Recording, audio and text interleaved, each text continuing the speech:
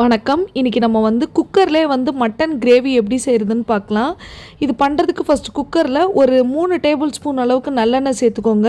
அது கூடவே 10 சின்ன வெங்காயம், கொஞ்சமாக கருவேப்பிலை சேர்த்து இப்போ வெங்காயம் வதங்குறதுக்குள்ளே நம்ம ஒரு மசாலா ரெடி பண்ணிடலாம்.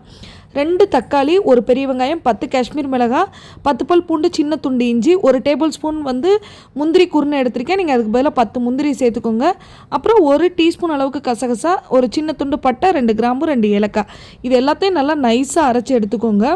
இப்போ வெங்காயம் நல்லா வதங்கினதுக்கப்புறமா 1/4 கிலோ அளவுக்கு மட்டனை நான் கழுவிட்டு சேர்த்துருக்கேன்.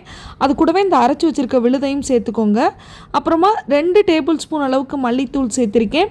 மிளகாத்தூள் நான் ரொம்ப கம்மியாக தான் சேர்த்துருக்கேன். உங்களுக்கு எவ்வளோ காரம் வேணுமோ அதுக்கேற்ற மாதிரி நீங்கள் ஆட் பண்ணிக்கோங்க. இப்போ மசாலாவோட பச்சை வாசனை போகிற வரைக்கும் இது எல்லாத்தையும் நல்லா வதக்கி விட்டுட்டு இதில் கொஞ்சமாக தண்ணி சேர்த்துக்கோங்க. அப்புறம் தேவையான உப்பு சேர்த்து இது கூடவே கொஞ்சமாக மல்லித்தலை சேர்த்து நல்லா எல்லாத்தையும் மிக்ஸ் பண்ணி விட்டுருங்க.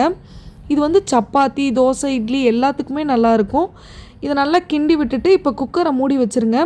ஒரு 4லேருந்து 5 விசில் விட்டு எடுத்தீங்க அப்படின்னா உங்களுக்கு கறி நல்லா வெந்து வந்துடும்.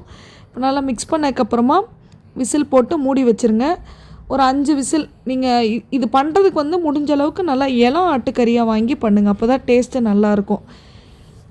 பார்க்கவே எவ்வளோ சூப்பராக இருக்குது பார்த்தீங்களா?